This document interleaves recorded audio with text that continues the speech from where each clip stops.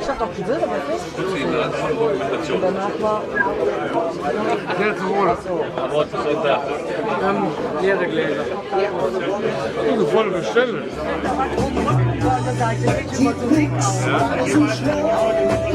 Soll ich mich da hinstellen?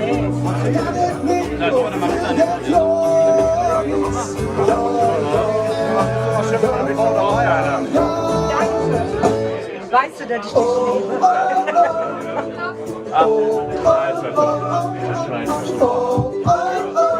Das war Schwabe. Mit Schlammkopf.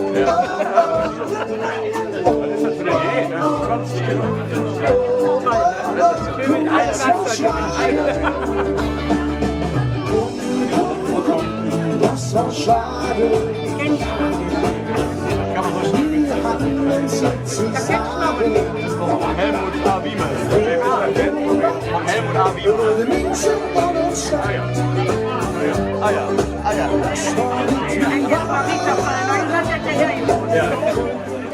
Ja, lass mal anfangen. Ja, liebe Glück, liebe Freunde von Los Maschwade, herzlich willkommen im Hähnchen zur neuen Ausgabe hier im November. Im November haben wir Großes vor. Am Donnerstag geht es ja schon wieder weiter, aber heute sind wir erstmal hier im Hähnchen. Herzlich willkommen euch allen!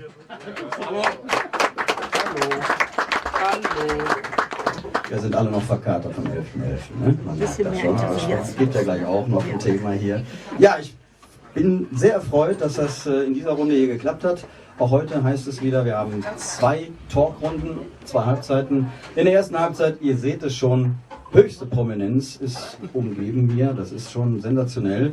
Da fühlt man sich als Moderator schon etwas sehr klein, wenn ich einen Riesenmoderator-Typ hier habe. Also ich darf Sie erstmal kurz vorstellen, unsere Gäste für die erste Runde. Ich freue mich ganz besonders. Marita, dass du hier bist. Marita Kölner, Pfussig-Hulche!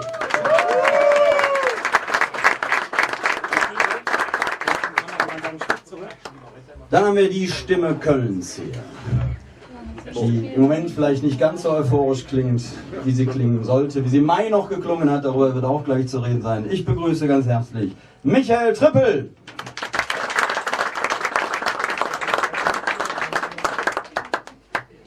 Und zu meiner Rechten freue ich mich auch ganz besonders, Tom, dass du es geschafft hast. Tom Gerhardt!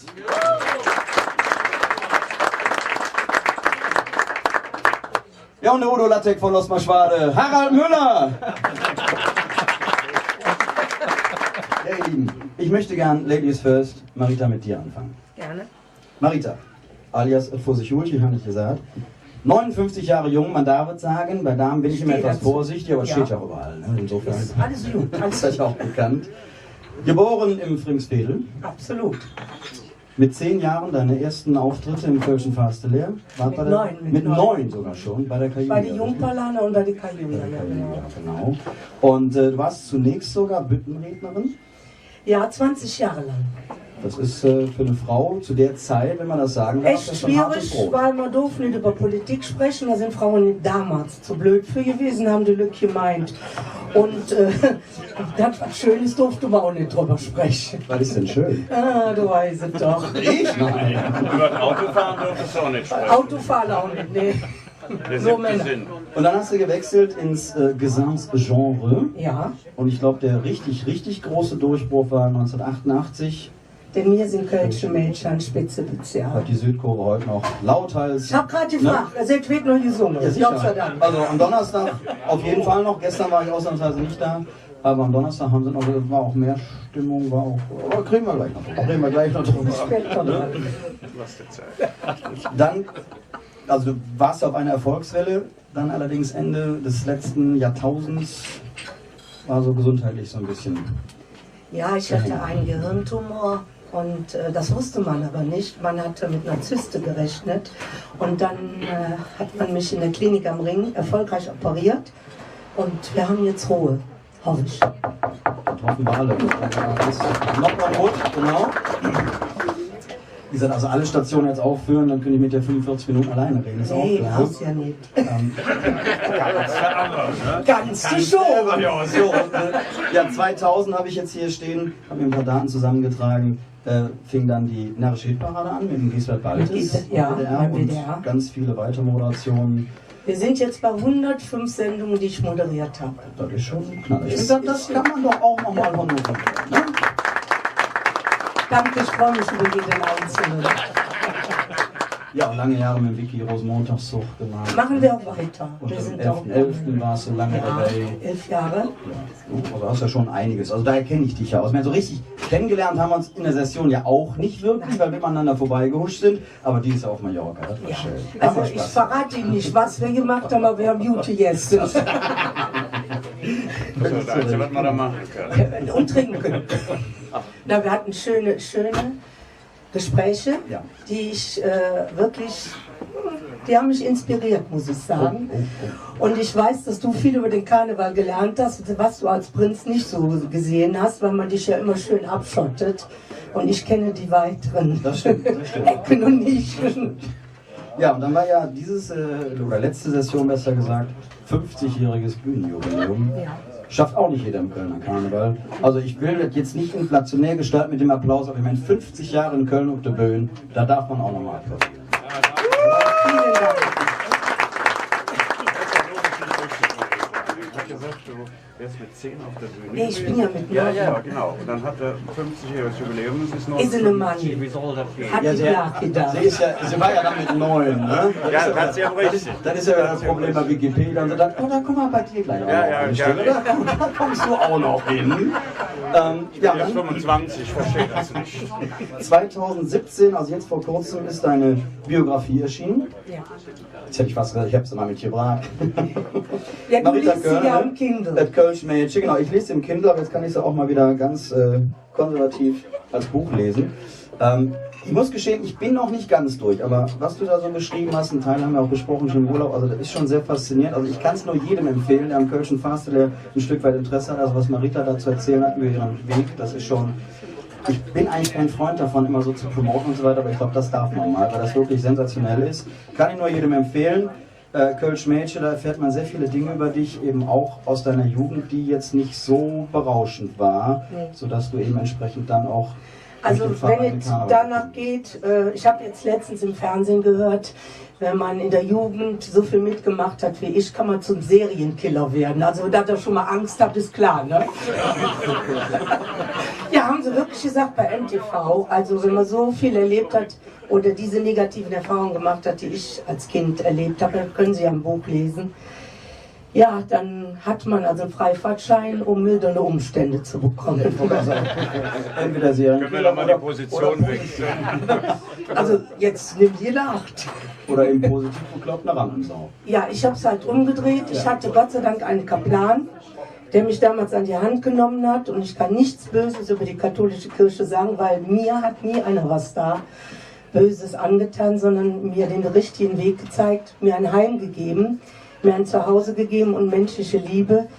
Liebe, was ich bei meinem Elternhaus sehr vermisst habe. Und das hat mich auf den karnevalistischen Weg gebracht. Und mein Kaplan ist mit mir zur Kajuja gegangen und da fing alles an. Ich wusste ja nicht, was das ist. Aber es war schön. Ludwig Sebes hat mich an dem Abend aufgenommen. Bruno Eichel lebte damals noch, war dann auch Präsident. Gerd Rück hat mich immer fertig gemacht, weil ich ihm zu frivol war in den Reden. Der Weltenbummler muss Der Weltenbummler, ja. Genau. Aus der Stegerwaldsee. Genau. Und hat mir dann gezeigt, wie man richtig redet. Und irgendwann hatte ich die Schnauze voll, habe ich angefangen zu singen, weil Henny Krautmacher und Nobby Kampmann und Charlie Brandt mir gesagt haben, du hast so eine geile Rauschstimme, wenn du nicht singst, bist du blöd. Also habe ich jetzt singen angefangen. Ja, Gott sei Dank. Ja, sehr schön. Apropos Singen, das war ein schöner Zick, dein neues Sessionslied. Ich durfte ja. Im Sommer durfte ich auch schon mal reinhören. Ist es eine Anspielung? Ja. Das ist eine Anspielung, dass ich auch viele schöne Jahre gehabt habe und nicht nur Negativerfahrungen. Und ich muss sagen, es ist eigentlich ein Rausch gewesen. Ein Rausch, aus dem, ich verstehe heute viele, viele Menschen, die nicht aufhören können mit der Bühne, aus dem man nicht mehr raus kann. Man macht immer weiter, obwohl man sagt, warum tue ich mir das jetzt an? Nein, es ist so schön, dass man weitermacht. Und ich tanze immer noch auf den Tischen, auch wenn sie sich biegen. Und ich stehe immer noch auf dem Stuhl, wenn ein Bein wegknickt. Und ich liege auch schon mal am Rücken, weil ich über die Monitorbox geknallt bin. Mir macht das einfach Spaß. Und ich glaube, das habt ihr alle schon gemerkt, gerade bei der Stadt Garde. Ne? Was habe ich einen Spaß bei euch, wenn ich euch alle nur umformen könnte. So tolle Männer.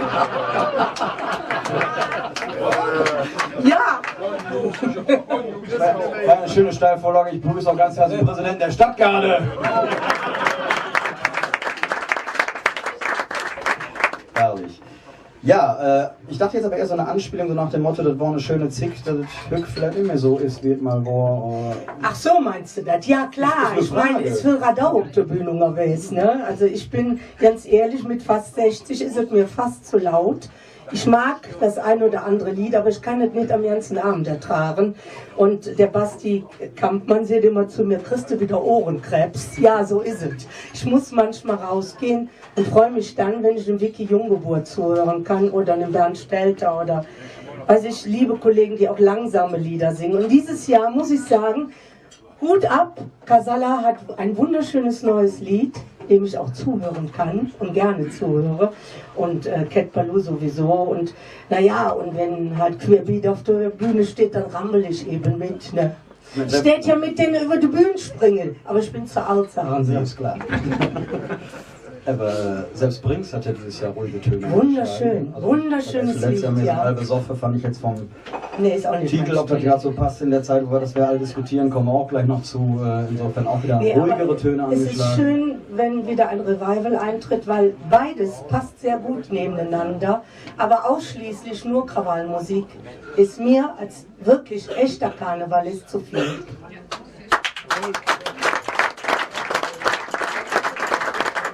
Gehst du jetzt, weil ich das gesagt habe? Nee. Die ersten Krawallbrüder verlassen den Saal. Nein, und dann bist du Angst, weil ich ihn umpolen will. Stadtgarde. Bist du ja auch in deiner, sagen wir mal, Wahlheimat Mallorca durchaus noch aktiv. Ja, ich nehme den Anspruch heraus, dass ich auch mal was Anständiges da auf die Bühne bringen möchte. Wenn du nämlich so manchmal siehst, der ein oder andere Künstler ist doch sehr fragwürdig, was er da von sich gibt. Wenn ich da Kartoffelsalat höre, dann frage ich mich. An dieser Stelle ein kurzer Programmhinweis. Am Donnerstag, 30.11. nächste Ausgabe von Osmar Schwade mit Icke Hüftgold unter anderem.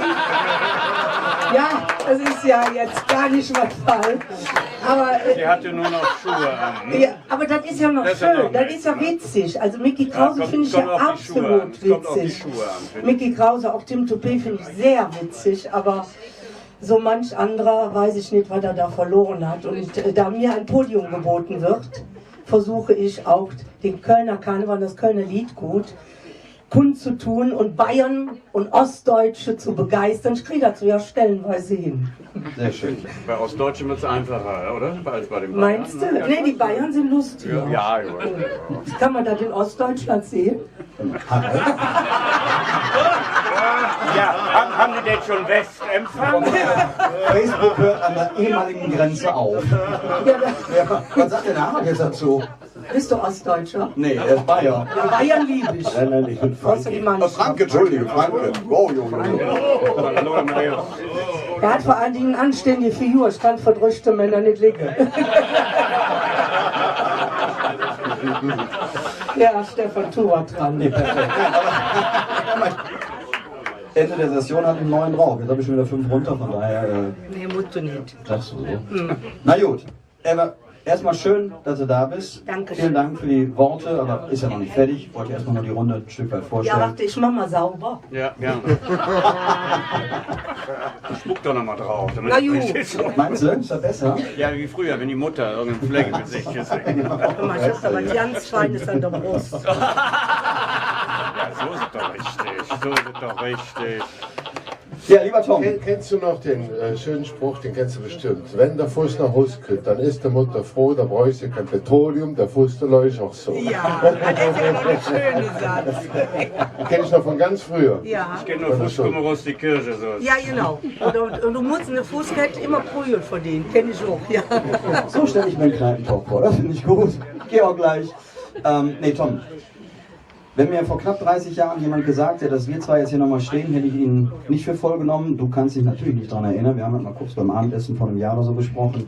Ihr müsst wissen, dass ich vor knapp 30 Jahren als Endpenäler, dass du durchgestartet bist, in Remscheid nach einem Auftritt für unsere Schülerzeitung interviewen durfte. Und jetzt kommen wir hier zusammen. Das sind Geschichten in Remscheid. Erinnert mich schmerzlich an mein fortgeschrittenes Alter. Das wollte ich persönlich sagen.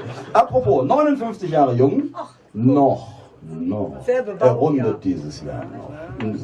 Oh, 12.12. ist es soweit. Mit den ganzen Kindern hier Er rumzuschälen. ist also studierter Germanist und Philosoph. Man mag es kaum glauben. Das hört man doch an meinen Texten. Und jetzt König, ja. Magisterarbeit über die Sprachphilosophie des Nikolaus Cusanus oder auch Nikolaus von Cus. Wie kommt man auf so ein Thema? Es war gar nicht eine Magisterarbeit, das ist irgendwann mal geschrieben worden. Ich habe das irgendwann mal, so eine Arbeit gehabt, habe die mal irgendwann erwähnt in einem Interview und das hörte sich so schön an und dann, dem konnten die Journalisten nicht widerstehen. Das ist dann direkt dazu erkoren worden. Aber ich kann mich an keine Zeile mehr erinnern. Das ist schon so lange her. Und ja, ansonsten bin ich ja für meine philosophischen Abhandlungen bekannt. Ne? Hey, hast gesehen? Boah, normal. Ja, genau, das ist es. Wenn man überlegt. Also, der studierte Germanist und Philosoph, anschließend dann freier Mitarbeiter beim Express.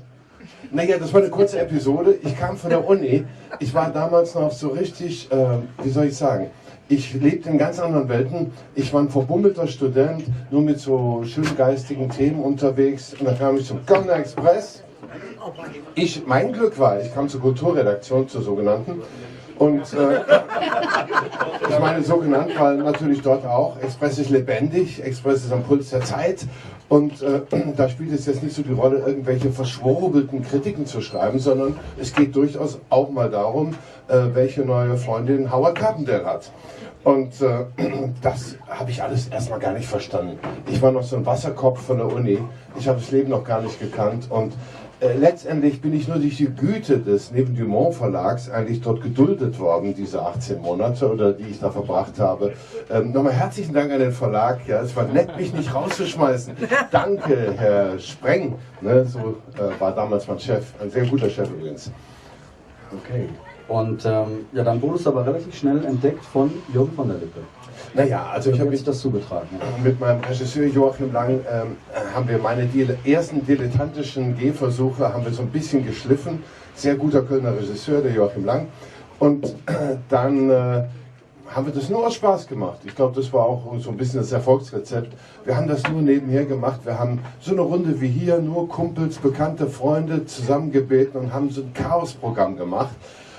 Wir waren schlecht, wir waren völlig ungeprobt, aber es hat den Leuten Spaß gemacht.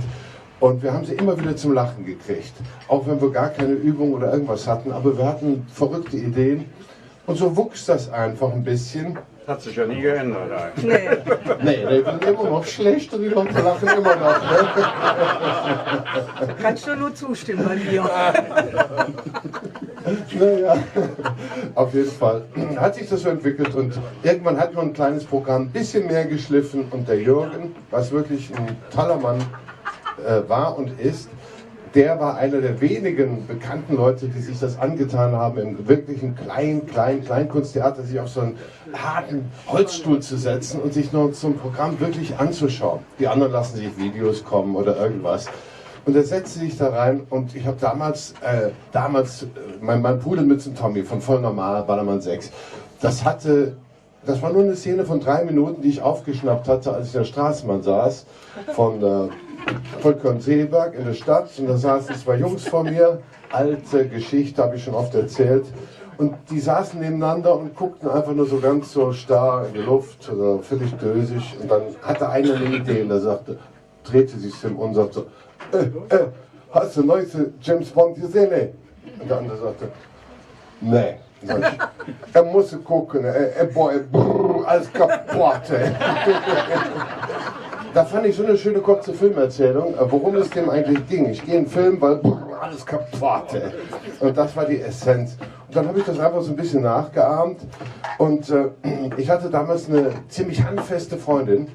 Die kam aus Artgelenz. Die hat mir den Rest besorgt. Ne? Ich hatte nichts zu sagen. Ich war so ein Student. Ich hatte nur eine Ente. Und die hatte ich mir geliehen. Das war noch nicht mal meine. Damit ich ein Auto hatte, um sie abzuholen. Und die war ein richtiger Schuss. Ne? Und ich war also wirklich geplättet von ihr. Aber ich hatte überhaupt nichts zur Kamelle. Ne? Ich war irgendwie so ein Student, ich hatte nichts, ich hatte keinen Wagen, nichts. Ne? Ich kam hin und habe sie abgeholt in Köln-Weiß damals. Und ich kam mit der Ente vorgefahren. Der erste Spruch war, nee, ne Ent, da steige ich mit ein. Ne? Das sagte sie aber mit dem Lachen, sie ist natürlich eingestiegen. Ne? Sie wollte mich noch was hochnehmen. Du bist 5 Minuten zu spät, ne? Mit dir rede ich nicht mehr. Und ich sagte, ja bitte, können wir nicht mehr, halt das Maul. Ne? So wurde ich fertig gemacht von den ländlichen Vororten von Köln. Ansonsten war sie ein Schatz. Aber ich hatte keine Chance, da irgendwie durchzuklingen. Er hat mir erzählt, du kannst noch so kluge Scheiße reden, aber hier spielt die Musik. Das habe ich mal schnell gelernt. Ja. Ja, dann ging es ja seit 88, wenn das stimmt, so die Recherche, Dackel mit 6 vor die Disco, voll normal, die ganze Geschichte, da ging es ja erst richtig ab. Und dann kam natürlich 94 voll normal und 97 Ballermann 6. Das waren ja, glaube ich, immer noch so diese... Ja, wenn du irgendeinen fragst, Tom Gerhardt, dann kommt als erst entweder voll normal oder Ballermann 6. Ja, das sind die Kultfilme, die haben sich gehalten, interessanterweise, haben die sich wirklich gehalten über eine ganze Generation hinweg. Das heißt, wir sprechen jetzt fast mehr Jüngere an, die das irgendwo im Netz gesehen haben oder im Fernsehen. Das wird ja immer wiederholt. Und die kennen die Sprüche zum Teil besser als ich noch. Die können so ganze Passagen vom Film nacherzählen. Ja, das habe ich Oder verkleiden sich. Auf Mallorca liefen welche rum, da bin ich einmal da an der Strandpromenade lang gegangen, da war der Teufel los. Ne? Die haben da gefeiert. Und ich sage mal, die haben natürlich auch den ganzen Film mit den Sprüchen nachgefragt. Ich kam da kaum noch lebend raus. Und das sind die Kultstreifen überhaupt geworden. Natürlich gab es noch Siegfried und es gab noch die Superbullen, wo er auch mitgespielt hat hier. Als FC-Moderator. Ja, aber ich sag mal immer, man kann Scheiße machen und auch Blödsinn machen. Aber ich sag mal, es gibt immer noch Blödsinn mit Niveau. Das heißt, man muss, wenn man albern ist, gut albern sein und nicht albern. Man muss, und so entsteht Kult, denke ich mal. Du musst dich nachher auch quälen, musst sagen, ich muss einen richtigen Spruch finden, der muss genau hier rein. Und nicht irgendwie was dahin plätschern. Und ja, so gesehen bin ich auf diese alten Werke durchaus stolz. Ne, kannst du ja auch, denn ich weiß noch, als wir noch Weihnachtsfeier mit dem Timo eine Abhörbar hatten mit meinen Studenten und die dann zu dem Zeitpunkt noch mehr als flüssig waren und die konnten auch den halben Film mitsprechen, habe ich schon gedacht, Alter, alles richtig gemacht. Oh. Von daher hast du doch da den Nerv der Zeit auf jeden Fall getroffen und auch die heutige Jugend, die dich dann immer noch damit identifiziert. Und wie du es gerade sagtest, ich habe jetzt nur gelesen, ich glaube, Express war es sogar, du warst ja kürzlich auf Mallorca und das muss ja wieder ein Riesenhype gewesen sein. Ich war nur eingeladen, nur als Gast zur Eröffnung dieses Ballermann-Kults, ne? Und zur Eröffnung der Saison.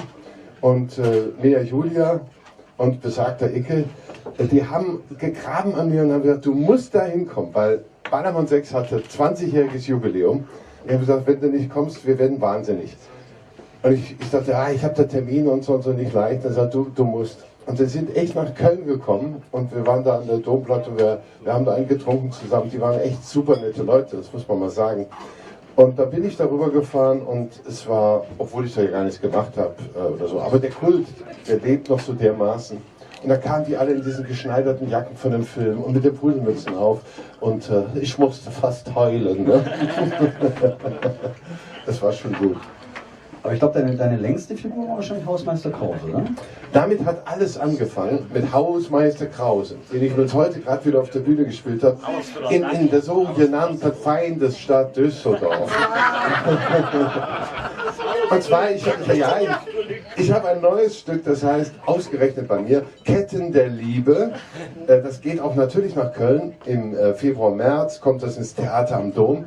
Und das hört sich nur so an. Es ist keine Vorabendsoap, nein, sondern ich habe diese Figur Matthias Bommes, der Tollpatsch-Terminator, der immer das Gute schaffen will, immer das absolute Chaos und die Verzweiflung auslöst, weil er so dämlich ist.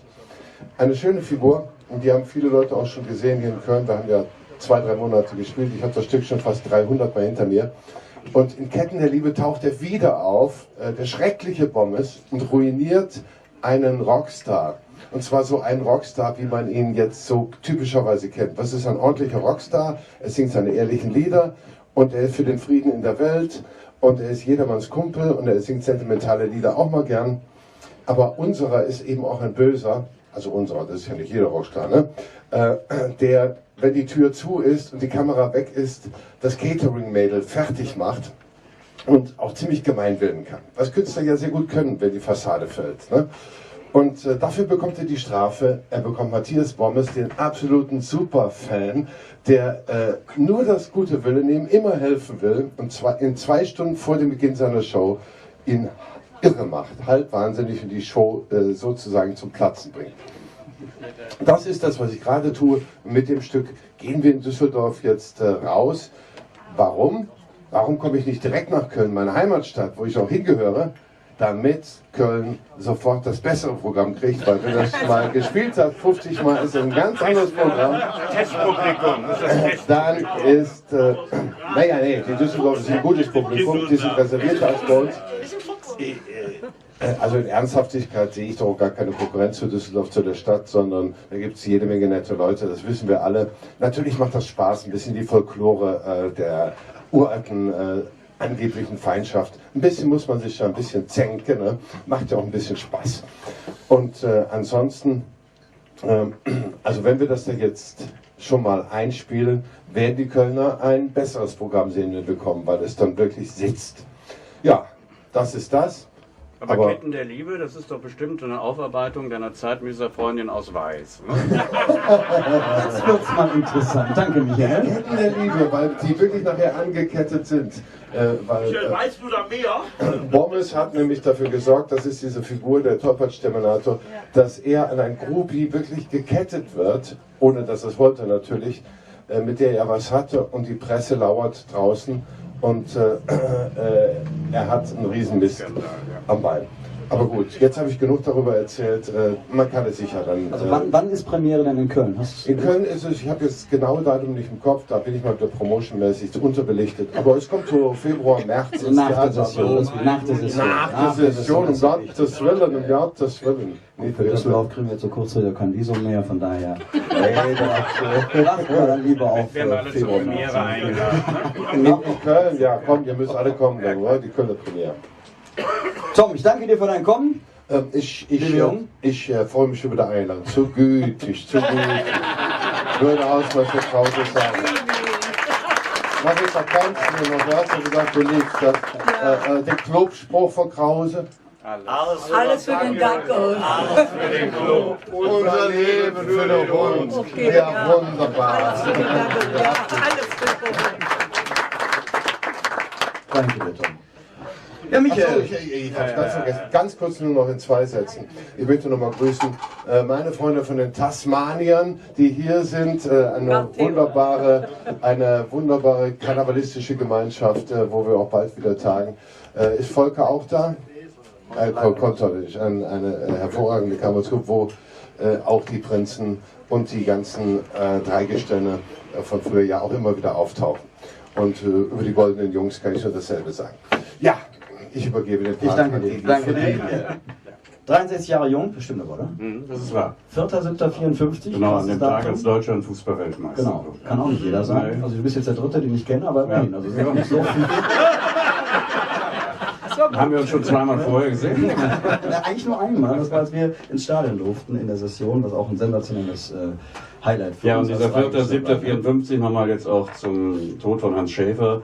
Er hat mir damals zu meinem 60. Geburtstag eine Widmung auf einem sehr, sehr schönen Bild gemacht. Da stehen die beiden Mannschaften in Bern vor dem Anpfiff und dann hat er dann draufgeschrieben auf dieses Bild: Der 4. Juli 1954 war für uns beide ein besonderer Tag.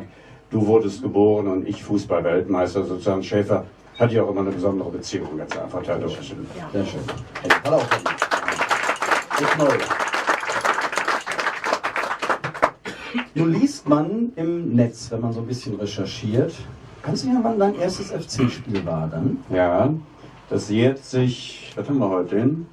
27.11., ne? Das jährt sich morgen, 1965 war das, am 28. November, gegen den Hamburger SV im alten Müngersdorfer Stadion. Da gab es noch keine Zäune, da gab es noch das rot-weiße Mäuerchen.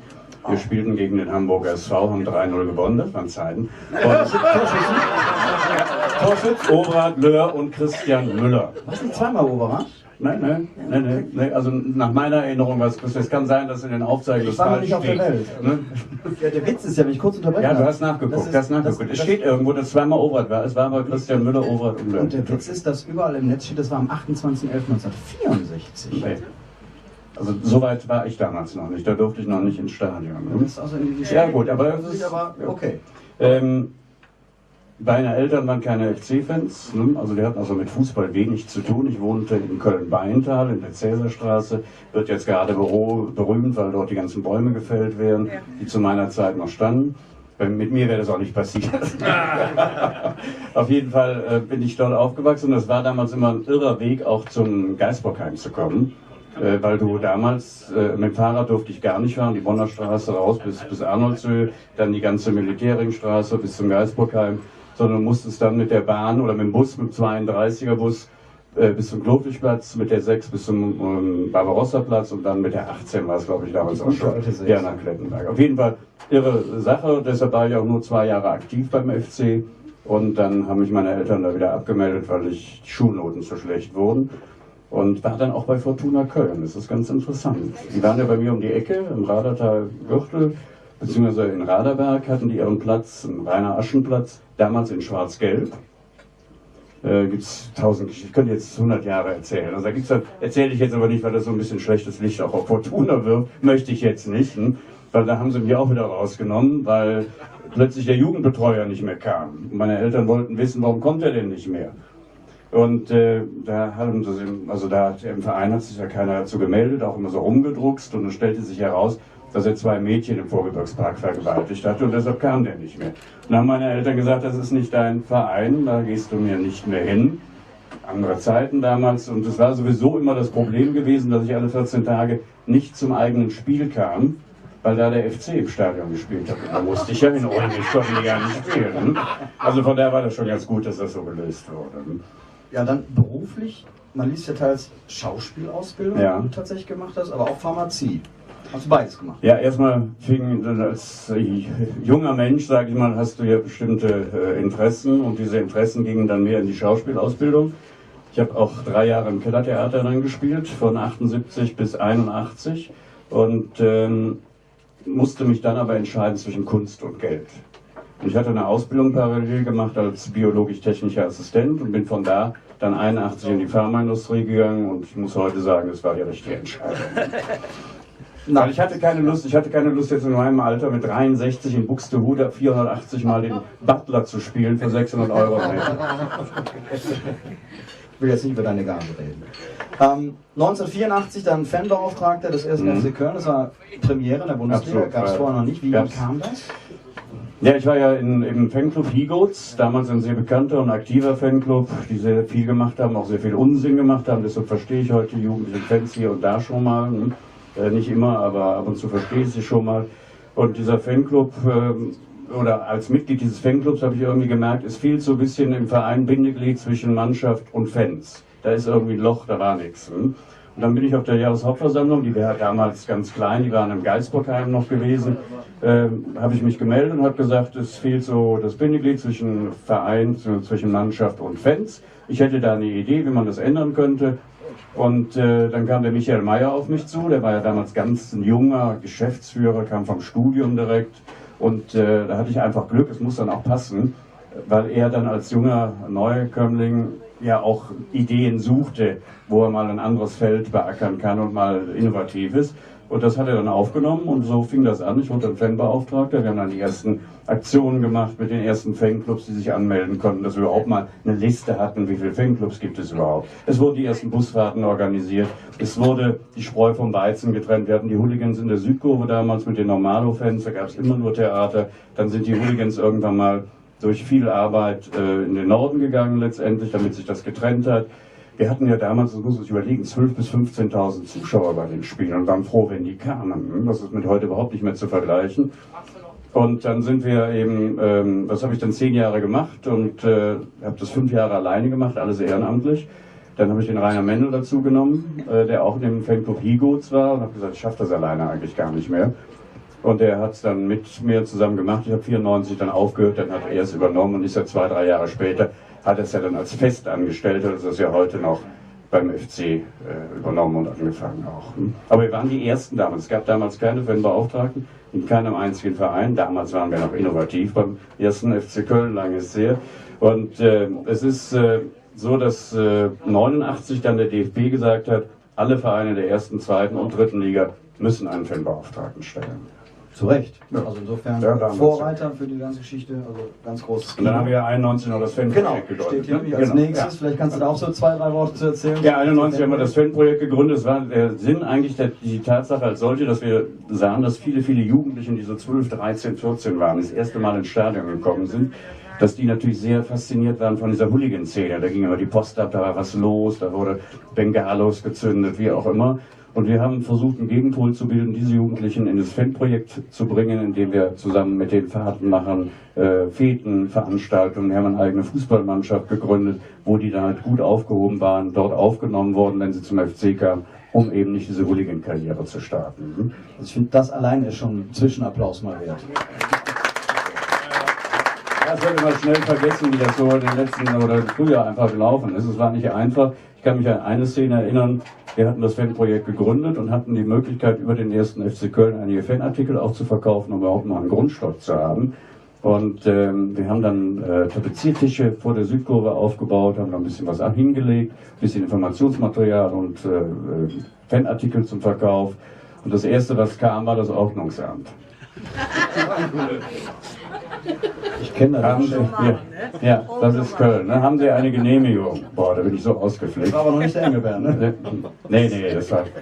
Der war noch nicht da. Nee, den gab's noch nicht. Auf jeden Fall bin ich da so ausgeflippt, da mussten sie mich zurückhalten. Ich wäre auf den losgegangen. Ich habe denen gesagt, hier sind Leute, die machen das freiwillig, die nehmen kein Geld dafür. Das machen in ihrer Freizeit. Das ist ihr Hobby. Die versuchen, die Hooligans hier aus dem Stadion zu halten, für die anderen jungen Fans was anzubieten. Und ihr kommt mit dem Ordnungsamt, habt ihr eine Genehmigung. Seid doch froh, irgendwann sind die Hooligans bei euch im Vorgarten und sprengen euch den Garten. Ne?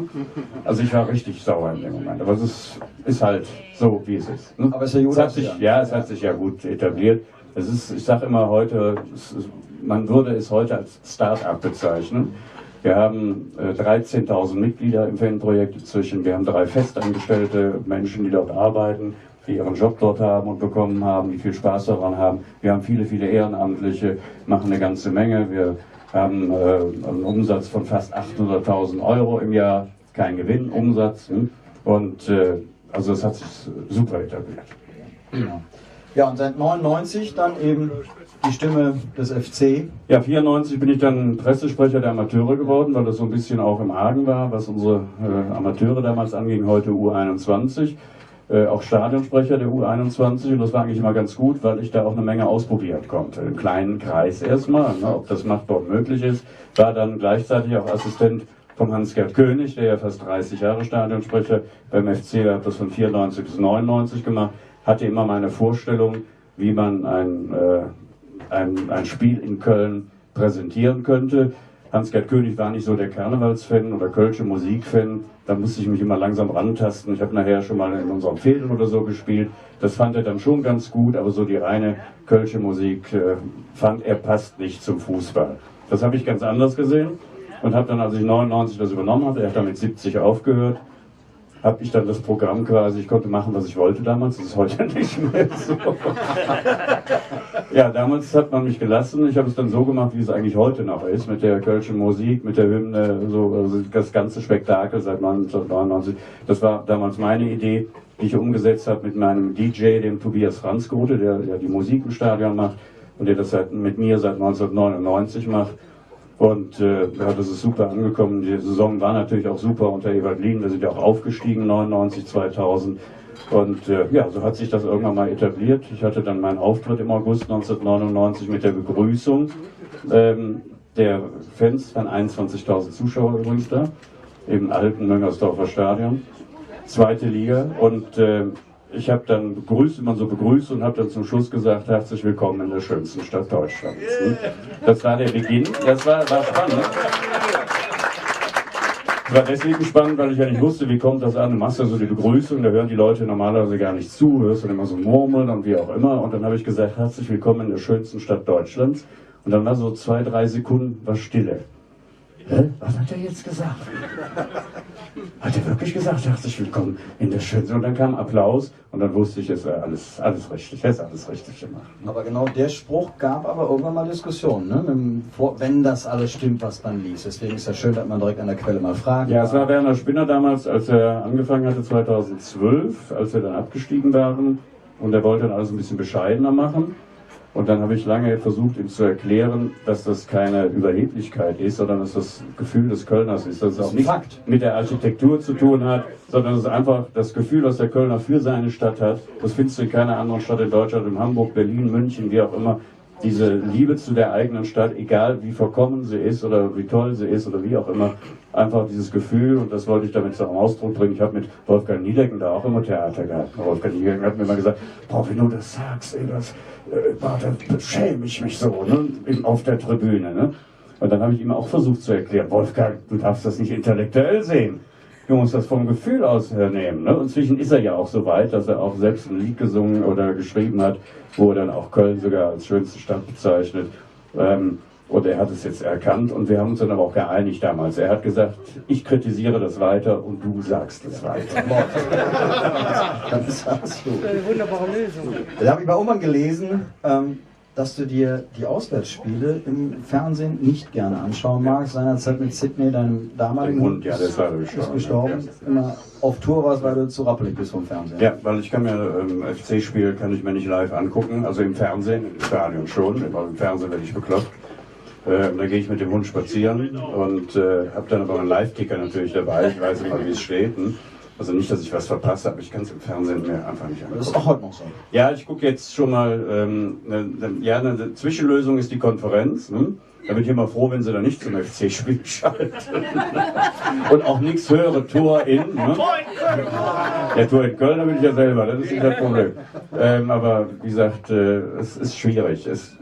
Das ist auch jetzt gerade die jetzige Situation, das sage ich auch ganz offen und ehrlich hier, tut mir sehr, sehr weh.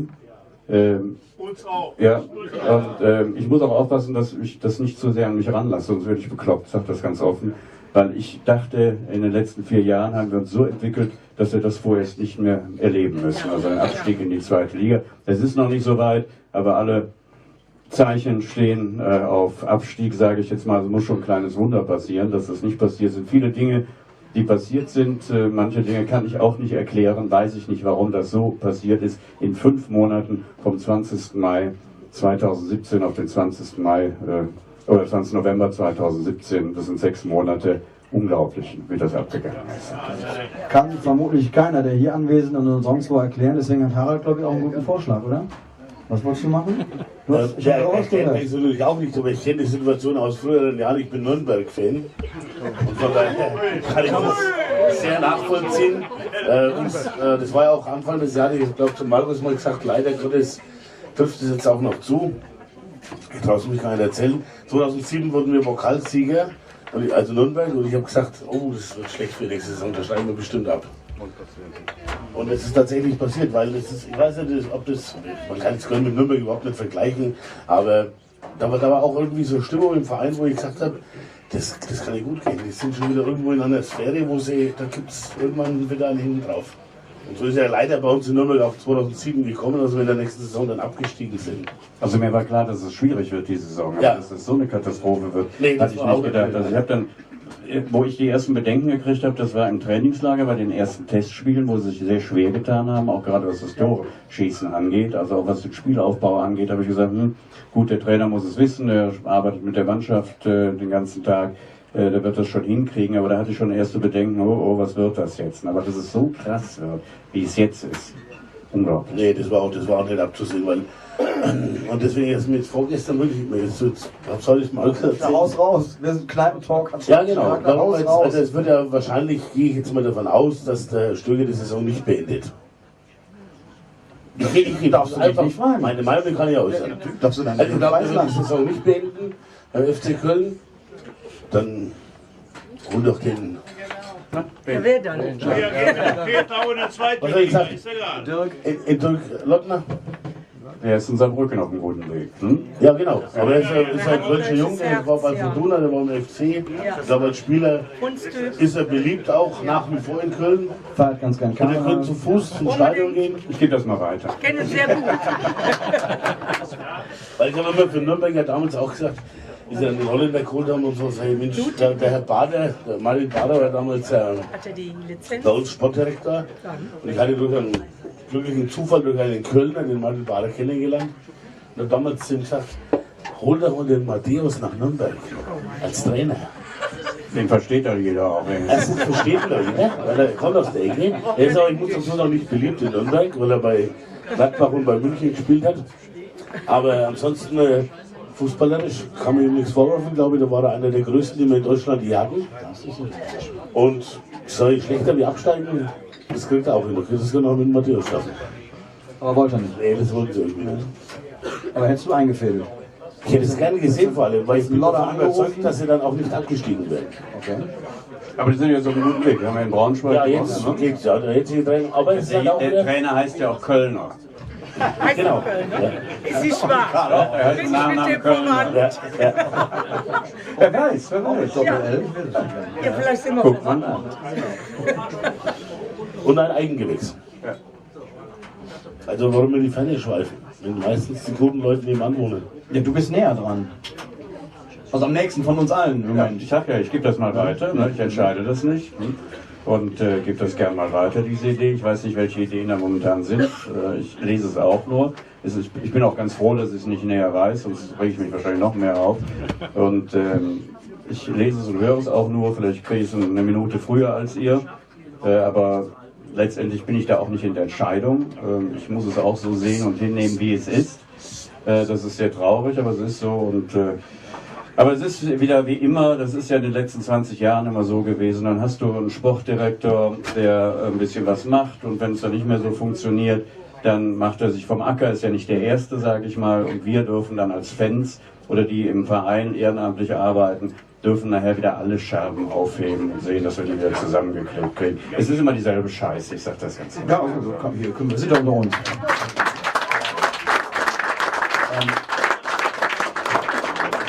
Dann hätte ich aber gerne noch ein Statement von dir, wenn möglich, zu den Aussagen vom Tünn gestern. War Ja, nicht ich habe ganz mit dir, glücklich, ja, dünn ist halt dünn, und der hat auf der Zunge, was er dann gerne sagt. Ne? Und ich glaube, das hat er ganz sicherlich nicht böse oder extra gesagt, sondern es ist ihm so rausgerutscht, denke ich mal. Gut, jetzt kann man sagen, es war nicht glücklich. Wobei ich sage, wenn ein Herr Kind seinen Horst Held nicht freigeben will, ist das völlig wurscht, ob Toni Schumann das jetzt gesagt hat oder nicht. Die Entscheidung stand vorher fest, wenn er ihn nicht freigeben will. Ne? Na, das auf jeden Ja. Fall, aber es ist immer die Frage, Klar, war das geschickt, ist eine ganz andere tat das Frage. Not Ihr Lieben, ich glaube, Markus, was sagt die Regie? Ich glaube, ja, ist ne? Ich bedanke mich ganz recht herzlich bei der ersten Runde bei Marita, Michael, Tom, Harald. Schön, dass ihr da wart. Jetzt, diese Pause wird inkredenzt vom freundlichen Gildenkölsch. Im Hähnchen.